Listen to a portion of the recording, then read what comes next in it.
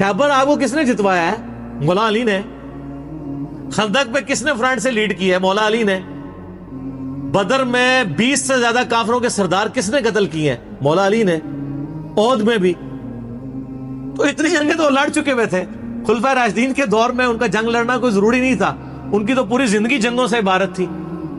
اپنی زندگی کا گولڈن پیریڈ انہوں نے جنگوں میں، یار جوانی تو سب کو پیاری ہوتی ہے۔ حضور کی وفات کے وقت حضرت علی کی عمر پتہ کتنی تھی؟ 34 سال۔ اور جتنی آپ جنگی کارنامے سنتے ہیں وہ 34 سال سے پہلے کے تھے۔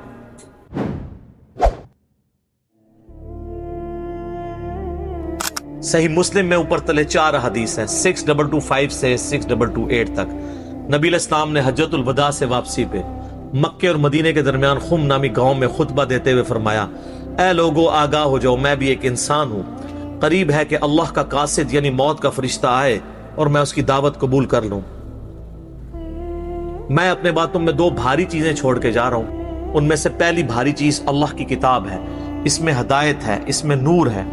اللہ کی کتاب اللہ کی رسی ہے، تم اسے پکڑو، اپنا تعلق اس کے ساتھ مضبوط کرو، جو اسے پکڑے گا وہ ہدایت پہ ہوگا، جو چھوڑ دے گا گمراہ ہو جائے گا۔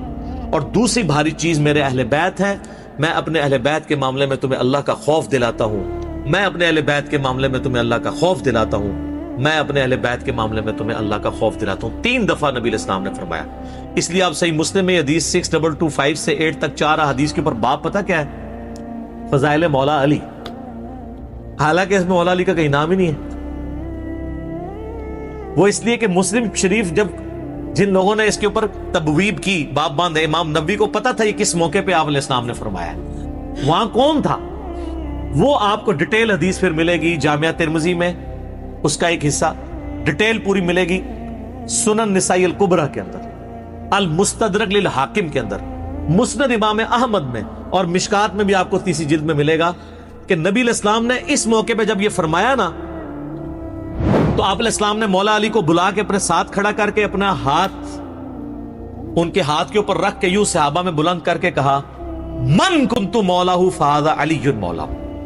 اور اس سے پہلے آپ علیہ السلام نے سورہ احزاب کی آیت نمبر 6 تلاوت کی، النبی اولا بالمؤمنین من انفسہم، نبی سرپرست ہیں، حق رکھتے ہیں جانوں سے بھی بڑھ کے امتیوں کے اوپر۔ کیوں؟ امتیوں کا کام ہے کہ نبی کو بچانے کے لیے اپنی جان دے دیں، اتنا حق ہے۔ اپنے ماں باپ اولاد سب سے بڑھ کے عزیز سمجھنا ہے، جو بخاری مسلم میں حدیث ہے، سب سے زیادہ حق رکھتے ہیں۔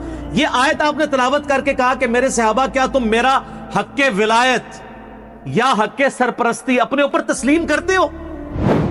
سب نے کہا بلا یا رسول۔ تو آپ مجھے بتائیں، آپ تمہید تو یہ بنا رہے ہیں حق ولایت والا، سرپرستی والا، تو طارق جمیل صاحب نے جب مولا کا ترجمہ یہ کر دیا تو سارے پنجے جھاڑ کے ان کے پیچھے پڑ گئے۔ کہتے ہیں اپنی طرف سے کہاں ہے؟ نبی علیہ السلام کہہ رہے ہیں النبی اولا بالمؤمنین من انفسہم، نبی علیہ السلام اس کا ترجمہ کر رہے ہیں کہ میں سرپرست ہوں سارے مومنین کا۔ تو آپ نے جب یہ آیت تلاوت کی، سب نے کہا بلا یا رسول اللہ، کوئی شک نہیں۔ تو آپ نے پھر فرمایا من کنت مولا ہوں، پھر جس کا سرپرست اور آقا اور مولا میں ہوں، فعلی مولا ہوں، پھر علی بھی اس کا مولا ہے۔ اور پھر آپ نے اسی حالت میں کہا اے اللہ اس سے محبت رکھ جو علی سے محبت رکھے، اور اس سے دشمنی رکھ جو علی سے دشمنی رکھے۔ اور سر اس سے بڑھ کے تو مسلم کی حدیث ہے 240، علی سے محبت نہیں رکھے گا مگر مؤمن، علی سے بغض نہیں رکھے گا مگر منافق۔ پھر جو فضائل صحابہ احمد بن حنبل کی کتاب میں جو 2 حدیثیں ہیں مولا علی سے موقوفاً، کہ انہوں نے فرمایا کہ میری وجہ سے 2 فرقے گمراہ ہو جائیں گے اور 2 فرقے دوزخ میں چلے جائیں گے، ایک میری محبت میں غلوف کر کے اور ایک میری دشمنی میں۔ تو محبت میں غلوف کرنے والے تو سارے کہتے ہیں وہ رافضی ہیں، تو یہ دشمنی میں غلوف کرنے والے کون ہیں؟ خود ہیں یہ جو یہ بیان کر رہے ہوتے ہیں، اس لیے وہ چھپا جاتے ہیں۔ اللہ معافی دے آپا۔ اور شہزاد بھائی نے جڑا سنایا سی، ہمارے ایک شہزاد بھائی ہیں نا، تو وہ ایک اہل حدیث بھائی کو نا یہ حدیث سنا رہے تھے، تو انہیں کہا ہاں بالکل بالکل۔ اچھا، اس نے آگے سے سوال کر لیا کہ یہ جو دشمنی کرنے، جو محبت کرنے والے ہیں وہ تو یہ شیعہ رافضی ہیں، تو یہ جو دشمنی میں بغض رکھنے والے یہ کون ہے؟ تو انہوں نے کہا یار آپا اسی لوگ ہوں۔ دیکھ لیں آپ، مولا علی آپ کہہ دیں تو چڑ سارے پنجے جھاڑ کے نکل لیے ہیں مولانا طارق جمیل حافظہ اللہ تعالیٰ کے خلاف۔ کتنی بڑی پرسنالٹی ہے، انہوں نے خیال بھی نہیں کیا ان کا تارج میر گمراہ ہو گیا، اس لیے تارج میر صاحب نے بھی ان پہ 4 تکبیریں پڑھ دی ہیں. ان کو پتہ چل گیا کہ یہ لوگ تو یعنی سچائی کو قبول نہیں کریں گے. تو یہاں مولا کا معنی سرپرست ہے. پھر وہ کلپ چڑھائے ہوئے بڑے بڑے مفتیوں نے، وہ کہتے ہیں جی آگے الفاظ پڑھیں، آگے لکھا ہے اللہ اس سے محبت رکھ جو علی سے محبت رکھے، اس سے دشمنی رکھ جو علی سے دشمنی رکھے. تو اس کا مطلب ہے کہ یہ مولا کا معنی تھا دلی محبوب. اور پیچھے پڑھو، پیچھے ہے النبی اولا بالمؤمنین من انفسہم. سمجھ آئی؟ جیسے بریلوی کہتے ہیں اگے پڑھو، اگے صراط الذین انعمت علیہم. اسی کہنا پیچھے پڑھو، پیچھے ایاک نعبد و ایاک نستعین. قبراں نو منگنے والے نہیں، اللہ کو منگنے والے. اور اس دن صراط المستقیم، سیدھا راستہ نبی علیہ السلام کا. تو کچھ اگوں پڑھ دینے، کچھ پچھوں پڑھ دینے. سٹارٹ اس سے ہوئی النبی اولا بالمؤمنین من انفسہم وازواجہ امہاتہم. سر یہ جو باتیں میں کر رہا ہوں انشاءاللہ یہ میرے جب کلپ چڑھ رہے ہیں نا، قیامت تک کے لیے ان کے منہ بند ہو جائیں گے جو انہوں نے کلپ چڑھائے ہوئے ہیں جی، اور مولا کا یہ معنی نہیں وہ ہے. سارے معنی میں نے بیان کر دیے. اب لوگ خود فیصلہ کریں گے کہ یہاں پہ مولا کا معنی کیا ہے. جب یہ آیت پڑھی جا رہی ہو النبی اولا بالمؤمنین من انفسہم، اور بلکہ مسند احمد میں الفاظ ہیں، ہمارے نزدیک تو وہ والا حصہ ضعیف ہے، لیکن کتنے محدثین ہیں جو اس کو صحیح سمجھتے ہیں، انکلوڈنگ بریلوی دیوبندیوں کے بزرگ، کہ جب نبی علیہ السلام نے یہ فرمایا تو سیدنا عمر نے آ کے حضرت علی کو کہا کہ آپ کو مبارک ہو، آپ تو سارے مومنین کے مولا بن گئے ہیں. تو حضرت عمر جب یہ کہہ رہے تھے کہ آپ کو مبارک ہو، آپ مولا بن گئے ہیں، تو حضرت عمر کو بھی پتا تھا میں مولا ہوں. تو حضرت علی کو کہنا چاہیے تھا کہ یار مولا تو تم بھی ہو، سارے صحابہ سے محبت رکھنی چاہیے. حضرت عمر خود مولا نہیں تھے کیا؟ تھے. تو علی کو کیوں کہہ رہے ہیں کہ مبارک ہو، آپ تو سب کے مولا بن گئے. اور سر وہ یہی والے مولا بنے، النبی اولا بالمؤمنین من انفسہم وازواجہ امہاتہم. لہذا میں سمجھتا ہوں کہ مولانا اسحاق رحمہ اللہ تعالیٰ کا موقف ٹھیک ہے کہ امت میں مسلمانوں کے سیاسی طور پر، پولیٹیکلی، گورنمنٹ لیول کے اوپر جو امت میں خلیفہ اول ہیں وہ سیدنا ابو بکر الصدیق رضی اللہ تعالیٰ عنہ علیہ السلام ہے، اور امت میں روحانی طور پر نبی صلی اللہ علیہ وآلہ وسلم کے جو خلیفہ اول ہیں وہ سیدنا علی بن ابی طالب ہے. یہی وجہ ہے کہ حضرت ابو بکر ہوں، حضرت عمر ہوں، عثمان ہوں، مولا علی سے مشورے کے ساتھ چلتے تھے، ان کو اہل البیت شمار کرتے تھے. تو یہ اپروپریٹ چیز ہے. تو باقی چوتھے خلیفہ تو خیر سارے ہی مانتے ہیں، چوتھے پہ تو آ کے ویسے ہی سب کو ماننا پڑ جاتا ہے. تو علی دا پہلا نمبر بھی، علی دا چوتھا نمبر بھی، دو ہی چیز ٹھیک نے، بیک وقت چیزیں ٹھیک ہے. ٹھیک ہے. تو باقی ان معنوں میں ٹھیک نہیں ہے کہ کوئی معاذ اللہ ابو بکر عمر رضی اللہ عنہما علیہم السلام پر سب و شتم کرے یا ان کی خلافت کو غاصبانہ کہے، نعوذ باللہ. ان معنوں میں بات نہیں کر رہا. تو یہ اللہ مولا اور علی مولا میں بہت فرق ہے. ٹھیک ہو گیا. تو یہ اکثر کہتے ہیں کہ جی وہ علی مولا کہنے سے وہ جو ہے نا پھر وہ اس طرف لوگ چل پڑیں گے. تو سر وہ تو آپ اللہم صلی علی سیدنا و مولانا محمد پڑھیں گے تو وہاں تو مولا نہ ہے جو قرآن میں انت مولانا فانصرنا علی القوم الکافرین. تو آپ دروشی میں مولانا پڑھنا چھوڑ دیں گے. تو دیکھیں آپ اہل بیت کی دشمنی انسان کو کہاں تک لے جاتی ہے کہ آپ کو پھر بہت کچھ چھوڑنا پڑ جاتا ہے. تو بہتر یہ ہے کہ آپ صبح و شام تسبیح نہ نکالا کریں، صرف ایک دفعہ کہہ لیا کریں کیا نہ میں وہابی، نہ میں بابی، میں ہوں مسلم علمی کتابی. نہ ہم سو کالڈ وہابی ہیں، کوئی علمی بات کرے اسے وہابی کی گالی دے دیتے ہیں، اپنے زوم میں سے گالی سمجھتے ہیں.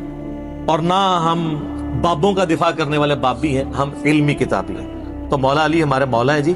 اور انشاءاللہ ہمیں قیامت والے دن مولا علی کے ساتھ ہماری دعا ہے اللہ تعالیٰ ہمیں ان کے ساتھ محشور فرمائے، اہل بیت کے ساتھ محشور کرے، اور مولا علی کے دشمنوں کو، ان سے بغض رکھنے والوں کو آل امیہ کے ساتھ محشور کرے جن کی وہ طرفداری کر رہے ہوتے ہیں. ٹھیک ہے. تاکہ ان کو کہتے ہیں بیان نہیں. وہ ایک اہل حدیث عالم مجھے کہنے لگے کہ یار وہ کٹر ناسبی تھے، پھر بعد میں جب وہ چینج ہوئے 60+ ایج ہے، کہتے ہیں میں نے جمعہ پڑھایا تو میرے ماموں بھی تھے جو اہل حدیث عالم تھے. یہ اہل حدیث کا حال ہے. دیوبندی بریلوی تو بیچارے بالکل ہی گئے گزرے ہوتے ہیں علمی طور پہ، پھر بھی اہل حدیث کی اپروچ پھر بھی علمی ہے، قرآن و حدیث سے شغف ہوتا ہے. تو کہتے ہیں میں نے پہلی دفعہ زندگی میں محرم کا جمعہ فضائل اہل بیت پہ پڑھایا. تو کہتے ہیں اس میں میں نے حدیث بیان کر دی کہ علی سے محبت نہیں رکھے گا مگر مؤمن، علی سے بغض نہیں رکھے گا مگر منافق. تو میرا جو ماما جو عالم تھا مجھے کہنے لگا اے حدیث کتنے لکھی ہے؟ تو میں نے کہا مسلم شریف میں. کہتا لکھی ہوئی سی تو ضروری تری سی کہ بیان بھی کیتی جاندی، کہ اگر لکھی ہوئی تھی تو ضروری تھا بیان بھی کرتے. یہ سر لٹمس ٹیسٹ ہے. کسی جو کہتا نا مجھے اہل بیت سے بڑی عقیدت ہے، نہیں ہم صحابہ کا بھی احترام کرتے ہیں اہل بیت کا، آپ اس کو ایک میسج کر دیں علی سے محبت نہیں رکھے گا مگر مومن، علی سے بغض نہیں رکھے گا مگر منافق، تو آپ اس کے رسپانس سے چیک کر لیجئے گا وہ کتنی محبت کرتا ہے. لیکن یہی آپ جعلی حدیث بنا لیں کہ ابو بکر عمر عثمان سے مومن ہی محبت رکھے گا اور اس سے دشمنی منافق ہی رکھے گا، آپ کو کچھ بھی نہیں کوئی کرے گا. آپ کسی اہل حدیث کی مسجد میں یہ وائٹ بورڈ پہ حدیث لکھ کے لگا دیں علی سے محبت نہیں رکھے گا مگر مومن، علی سے بغض نہیں رکھے گا مگر منافق، تو آپ دیکھیے گا پھر شام تک وہاں پہ گڑبڑ شروع ہو جائے گی کہ کوئی شیعہ لکھ گیا. اور حضرت ابوبکر کے لیے جعلی بنا کے لکھ دیں، کوئی تکلیف ہی نہیں ہوگی. آپ کو میں بتا رہا ہوں مینٹالٹی کیسے بنائی گئی ہے. تو جب جو بیماری ہوتی ہے نا اسی کا علاج ہوتا ہے. مجھے کہتے ہیں آئے دن ہر لیکچر میں رفع الیدین کا ذکر کرتا ہے، کبھی سورہ فاتحہ کی کوئی تلاوت کر دیا کرے، کوئی اتحیات سنا دیا کرے. بھئی جس میں مصیبت پڑی ہوئی ہے اسی کا ذکر کروں گا نا. فاتحہ تو پڑھ رہے ہیں، اتحیات بھی پڑھ رہے ہیں، چھوڑا رفع الیدین ہوا ہے تو میں رفع الیدین پہ زور دوں گا نا. یہاں پہ بھی سنیوں نے جو چھوڑا ہوا ہے میں نے اسی کے اوپر ہی زور دینا ہے نا. حضرت ابو بکر عمر عثمان سے تو کوئی سنی بغض نہیں رکھتا. مسئلہ یہاں پہ ہے. وہ کہتے ہیں ہم انکاری تو نہیں حضرت علی کی شانوں کے، ہم کہتے ہیں انکاری کا مسئلہ نہیں ہے، آپ اقراری نہیں ہے. ہم کب کہہ رہے ہیں آپ انکاری ہیں؟ جتنے شد و مت سے آپ باقیوں کے لیے اقرار کرتے ہیں مولا علی کے لیے بھی کریں. ان کے اوپر بھی کانفرنسز کروائیں. آپ تو محرم کے 4 جمعے جو ہیں شیعہ کے خلاف پڑھا جاتے ہیں، اہل بیت کے فضائل کا ذکر ہی نہیں کرتے، اور جو زیادہ ذرا بدبخت ہیں وہ فضائل یزید پہ پڑھا دیتے ہیں. تو پھر اہل بیت کی باری کب آئے گی؟ خود آپ نے ان کو ان کے کھاتے میں ڈال دیا ہوا ہے.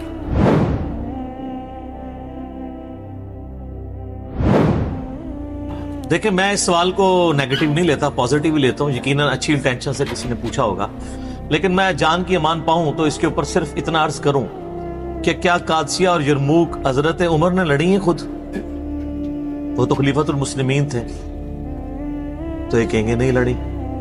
تو ان سے پوچھے اس کی وجہ کیا تھی؟ وہ کہیں گے اس لیے کہ وہ مسلمانوں کے امیر تھے، وہ آگے جا کے شہید ہو جاتے تو پیچھے مسلمانوں کی جمعیت ٹوٹ جاتی. یہ بھی وہ کہے گا جس کو تھوڑا بہت کوئی علم ہوگا تاریخ کا، باقی تو منہ ہٹ کے بیٹھ جائے گا اے کہ سوال کرتا ہے. تو اور حقیقت بھی یہی ہے. آپ کو پتا ہے کہ سیدنا عمر خود قادسیہ لڑنے کے لیے جا رہے تھے، کیونکہ یرموک سے زیادہ سخت جنگ قادسیہ کی ہوئی ہے. اس کی وجہ یہ تھی کہ جو رومن امپائر تھی نا، ان کے آج کی جس طرح آپ سمجھ لیں امریکہ، صدیوں سے وہ ورلڈ چیمپئن تھے، سپر پاور تھے.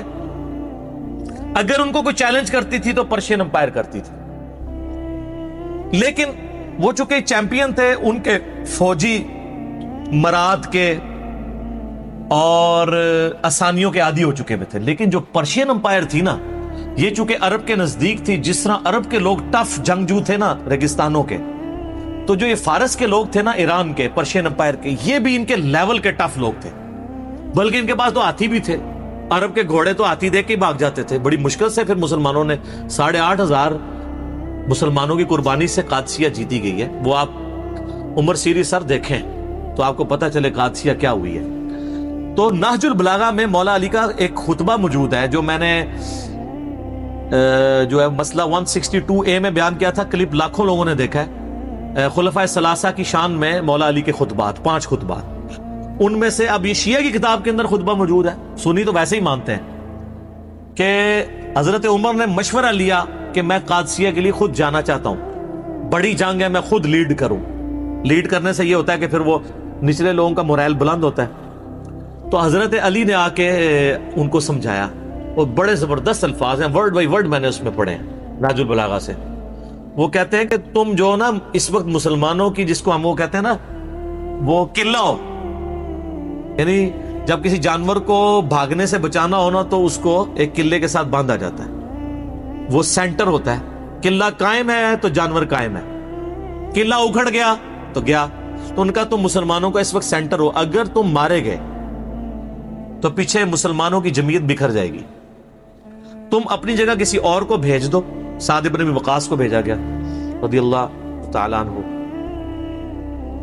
خدا نہ خواستہ ہم نے شکست کھائی اس جنگ قادسیہ میں, تو ہم پیچھے سے اور کمک روانہ کر دیں گے عرب کے لوگوں کو جمع کر کے, تو پھر ایک اور مارکا لڑ لیں گے. کم از کم تم پیچھے ہو گے تو لوگوں کو جمع تو کر سکو گے, ورنہ مسلمانوں کو تو پہلی فکر یہ پڑ جائے گی خلیفہ ہی مارا گیا. جیسا کہ غزوہ احد میں نبی علیہ السلام کی شہادت کی خبر مشہور ہوئی تھی تو صحابہ میں بھگدڑ مچ گئی تھی. تو حضرت عمر نے مشورہ قبول کیا, تو سیدنا عمر نہیں گئے. سیدنا عمر کی ایک عادت تھی کہ وہ جتنے سینئر صحابہ ہیں نا ان کو تھنک ٹینک کے طور پہ اپنے ساتھ رکھتے تھے. اس لیے آپ دیکھیں سعد ابن ابی وقاص نے جیسے ہی فتح کیا نا پرشیا, انہوں نے واپس بلا لیا ان کو کہ تمہارا مدینے میں ہونا ضروری ہے. ابو عبیدہ ابن جراح نے یرموک میں جب کامیابی حاصل کی تو ابو عبیدہ کو خط لکھا کہ واپس آ جاؤ. وہ تو طاعون کا مرض ہوا تو وہ شہید ہو گئے وہیں پہ طاعون کے مرض میں. تو سیدنا عمر جتنے سینئر اصحاب تھے نا ان کو اپنے ساتھ مدینے میں رکھتے تھے تھنک ٹینک کے طور پہ کہ ان کے مشوروں سے چلنا ہے. یار دوسرا ان لوگوں نے اپنی زندگی میں تھوڑی جنگیں لڑی ہوئی تھی. خیبر آگ کو کس نے جتوایا ہے؟ مولا علی نے. خندق پہ کس نے فرنٹ سے لیڈ کی ہے؟ مولا علی نے. بدر میں 20 سے زیادہ کافروں کے سردار کس نے قتل کیے ہیں؟ مولا علی نے. احد میں بھی. تو اتنی جنگیں تو لڑ چکے ہوئے تھے. خلفائے راشدین کے دور میں ان کا جنگ لڑنا کوئی ضروری نہیں تھا, ان کی تو پوری زندگی جنگوں سے عبارت تھی. اپنی زندگی کا گولڈن پیریڈ انہوں نے جنگوں میں. یار جوانی تو سب کو پیاری ہوتی ہے. حضور کی وفات کے وقت حضرت علی کی عمر پتہ کتنی تھی؟ 34 سال. اور جتنی آپ جنگی کارنامے سنتے ہیں وہ 34 سال سے پہلے کے تھے. میری 42 سال ہونے والی ہے, آپ اندازہ کر لیں. 34 سال میں خیبر ہو چکی ہوئی ہے. تو خیبر کب لڑی گئی؟ جب حضرت علی کی عمر 28 سال تھی. آلموسٹ 28 سال کی عمر میں انہوں نے ابن عبد الواد کو قتل کیا جو 100 بندوں سے اکیلا لڑ لیتا تھا. مرہب کو قتل کیا ہے خیبر میں, ابن عبد الواد کو خندق میں, اور خندق تو اس سے بھی پہلے ہوئی ہوئی ہے. تو حضرت علی چونکہ تھنک ٹینک تھے, یعنی انٹیلیجنشیا آپ کہہ لیں. حضرت عمر کے دور میں چیف جسٹس تھے حجاز کے. کوفے کے چیف جسٹس ابن مسعود, شام کے چیف جسٹس ابو درداء, اور مدینہ میں چیف جسٹس مولا علی. تو وہ تو ایک مین پوسٹ کے اوپر تھے, اس لیے جنگیں نہیں لڑی. اب رہ گیا کہ وہ بعد میں جنگ جمل صفین نہروان کے لیے کیوں چلے گئے؟ وہ اس لیے چلے گئے کہ اس وقت مسلمانوں میں ہی 2 گروہ بن گئے تھے. حق ایمبیگوس ہو گیا تھا, مبہم ہو گیا تھا.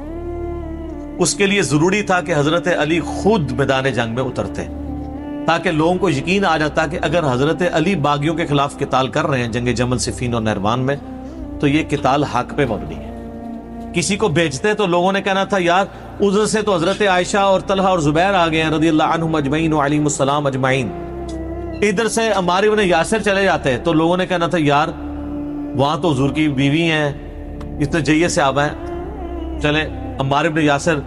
سیدہ عائشہ کے علاوہ باقیوں سے تو تگڑے تھے لیکن پھر بھی, لیکن مولا علی خود جاتے تو پھر اس میں, ورنہ تو جنگ جمل ہار جانی تھی انہوں نے اگر حضرت علی خود نہ جاتے. عبداللہ ابن سلام ویسے گھوڑے کے آگے آگے کھڑے ہو گئے تھے, کہا تھا امیر المومنین آپ کو مدینہ نہیں چھوڑنا چاہیے, مجھے خطرہ ہے آپ مدینے سے نکل گئے پھر قیامت تک دارالخلافہ مسلمانوں کا مدینہ نہیں بنے گا.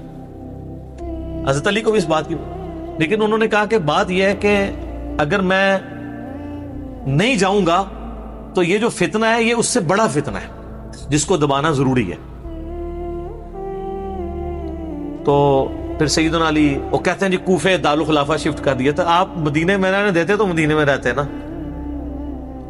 قصاص عثمان کے لیے آپ مجھے پاکستان میں بتائیں, یہاں پہ بھی دھرنا دینے والوں کو اتنی تمیز ہے کہ دھرنا کدھر دیتے ہیں؟ پشاور میں دیتے ہیں, کراچی میں, اسلام آباد میں. کیوں؟ کیپٹل سٹی ہے. تو خلفائے راشدین کے دور میں کیپٹل سٹی کون سا تھا؟ مدینہ. لیکن دھرنا دینے والے بصرہ اور کوفہ پہنچ گئے, 1000 کلومیٹر دور. کہ ہم خود بدلہ لیں گے, قانون کو ہاتھ میں لیں گے. تو پھر حضرت علی کی مجبوری تھی کہ آپ بھی ادھر چلے جاتے. پھر کوفہ ایک فوجی چھاونی تھی جہاں سے سب کو کنٹرول کیا جا سکتا تھا, رومن امپائر کو بھی جو گر چکی تھی اور پرشین کو بھی. وہ سینٹر میں, اس لیے حضرت عمر نے اپنے دور میں سے فوجی چھاونی ڈکلیئر کیا تھا. بہرحال پھر حضرت علی کے جانے کی وجہ سے یہ معاملات سیدھے ہوئے, تو ان کی مجبوری تھی جانا, ورنہ لوگوں کے لیے معاملات ایمبیگوس ہو جانے تھے. آج تک نہیں لوگوں کو سمجھ آ رہی. تو اس زمانے میں جنہوں نے لڑنا تھا انہوں نے کیا لڑنا تھا؟ صحیح بخاری میں موجود ہے نا, حضرت عمار بن یاسر کو مولا علی نے بھیجا.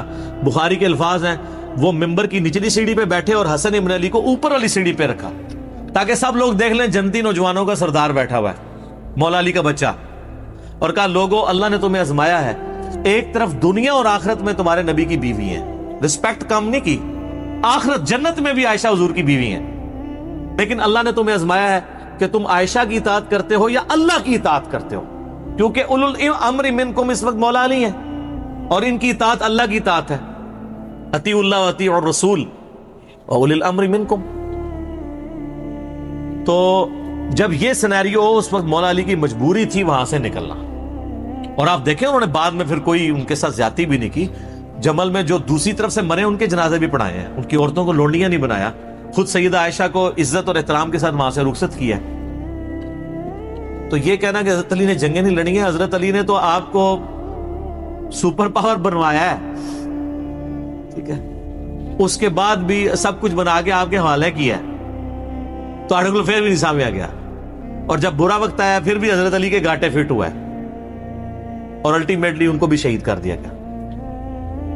میں اس سوال کے جواب کے اینڈ پہ وہ حدیث بیان کروں گا جو المستدرک للحاکم میں موجود ہے, سنن نسائی الکبریٰ کے اندر موجود ہے. میں نے اپنے ریسرچ پیپر میں بھی ڈالی ہے کربلا والے, کہ نبی صلی اللہ علیہ وآلہ وسلم نے فرمایا, اے علی تیری مثال میری امت میں قوم سمود کی اونٹنی کی سی ہے. جس طرح قوم سمود نے صالح علیہ السلام کی اونٹنی کو قتل کیا تھا تو اللہ کا عذاب آ گیا تھا. اگلے زمانوں میں سب سے بڑا بدبخت وہ تھا جس نے اونٹنی کو قتل کیا, اور میری امت کا سب سے بڑا بدبخت وہ ہوگا جو اے علی تجھے قتل کرے گا اور تیری داڑھی کو تیرے سر کے خون سے رنگ دے گا. استغفر اللہ واتوب الیہ. تو مولا علی کی شہادت کے بعد جس طرح قوم سمود کی اونٹنی مری تھی تو قوم سمود پہ عذاب آیا تھا, حضرت علی کی شہادت کے بعد بھی امت پہ عذاب آیا کہ آج تک دوبارہ اسلامی نظام قائم ہی نہیں ہو سکا.